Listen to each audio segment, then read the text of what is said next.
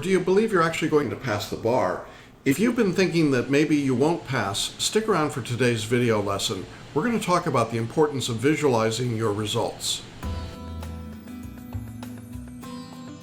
I'm Jackson Mumey, the owner and founder of Celebration Bar Review. And for the past 30 years, I've helped thousands of bar takers, people just like you, to make their next bar exam the last bar exam. If you want to know more about how we do that, check out the links on this page after this video. Welcome back for lesson number 3 in our series of 10 tips on how to make the next bar exam your last bar exam. The first 2 tips that we discussed were preliminary things. Start early, that was tip number 1, and enlist support, that was tip number 2. If you haven't seen those videos, make sure you go back and check them out. But today I want to talk about a third item that I think is really important, and that is the ability to visualize your results. Now, before you hit the pause or stop button and say, oh my God, more of this positive thinking crap, I want to just point out that I'm as good and big a skeptic as the next guy. I can be highly cynical. I've certainly spent enough years in law to understand the way that we're taught and trained to be skeptical of anything we can't actually touch or feel or put our hands on. Still, after having taught the bar exam for more than 30 years, it's been my experience that there is a very clear line between those who anticipate doing well on a test like this and those that do not. And for the most part, people get pretty much what they expect. What I mean by visualizing your results essentially is to set at the very beginning of your studies an attitude of positive expectancy. If you expect to do well on the bar exam, the odds are very much in your favor that you will. Part of the reason that you might expect to do well is because, for example, you did well in law school, or perhaps you've taken a bar exam before in another jurisdiction, or you've just done well in life, or you're a good test taker, or you're somebody that just believes in yourself. Those are all perfectly good and valid reasons. They're logical, and there is no reason to change that thinking if that's what you believe. If you already believe that you're doing well in the exam, you don't need to go any further with what I'm going to talk about today. Go on to tip number 4 or go back to tip number 2 if you haven't checked that out. But for those of you that are still around, whisper, whisper, it's most of us. There are many people who really don't have that expectation when they begin the process. In other words, they don't sit down one day and say, oh great, I get to take the bar exam again, or for the first time, or another time, or maybe repeatedly. And if you're one of those people that isn't very excited about this process, I know that when I talk about making the next bar exam your last bar exam, that seems like a dream. And if you haven't had success on the bar exam before, and you don't feel very strongly or very positively about how you do on this kind of a test, if you're the sort of person that says, I just don't test well, or I don't do standardized tests, or I don't write well, or fill in the blank, you're one of the people that I want to talk to today. Because ultimately, what I've just described is a decision that you make for yourself. It's a choice that you make, and it tends to be a self-fulfilling prophecy. People who continually focus on something that's a negative will find after a while that the negative gets larger and larger, bigger and bigger, and more difficult to move out of the way. When I was growing up, I was convinced that I had huge Vulcan ears, long before that may have been stylish. And so everything I did was designed to hide my very big ears. I understand at this moment many of you are looking and saying, I see other weird things about him, but his ears, maybe they do look a bit large. But here's the interesting point. I don't wear my hair over my ears anymore. I don't try to hide them. I don't talk to you, like this, because once I stopped thinking about my ears, thinking about how big they were, it became less and less of a problem to me. Now, the size of my ears is a very trivial matter. But when it comes to taking the bar exam, I constantly hear from people who say things like, I'm not a good standardized test taker. I can't handle multiple choice questions. I never do well on essays. And that's essentially a recording that goes on your brain. I call it being in a trance, and it runs over and over an endless loop. Every time you hear it, every time you say it, every time you say it to someone else, you're essentially imprinting that even further into your non-conscious mind.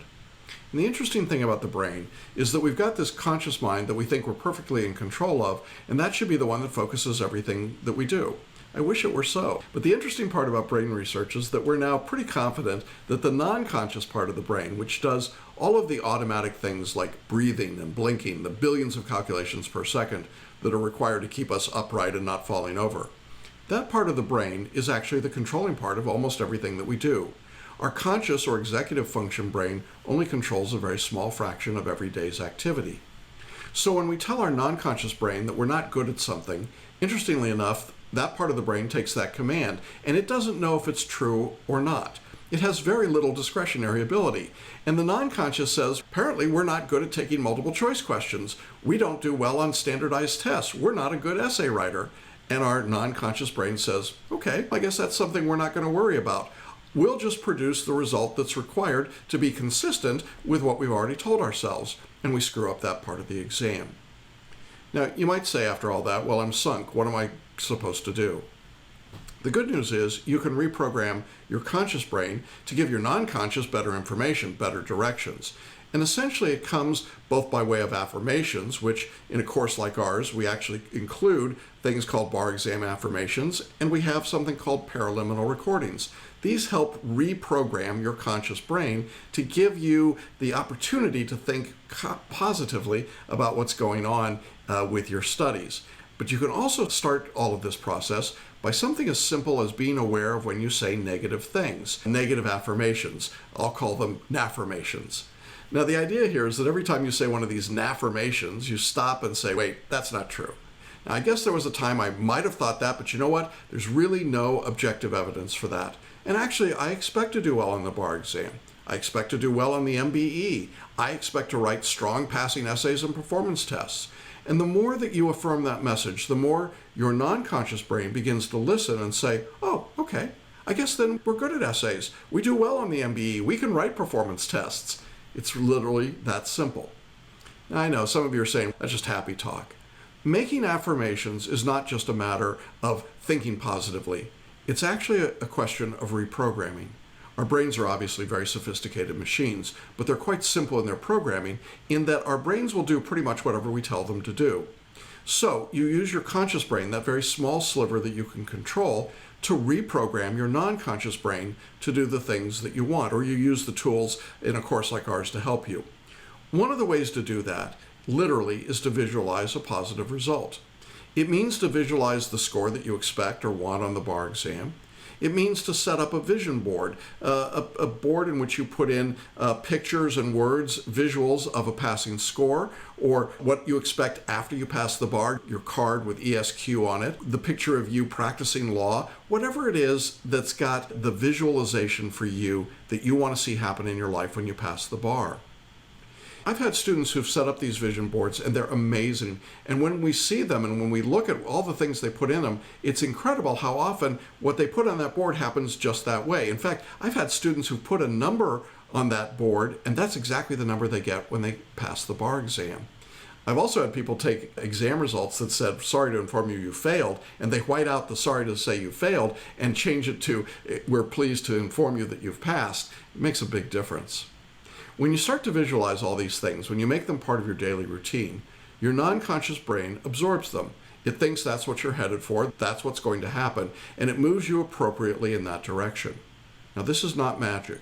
What will happen is that once you begin to program your mind that you're capable of doing well on the test, you'll actually take the steps in studying and preparation to, in fact, make that happen. You will become more teachable. When we say you need to change something about your writing, for example, or change something about your study habits, you'll be amenable to that because part of what you're affirming is that you listen to your teacher, your mentor, your guide, and you do what's required to be successful on the test.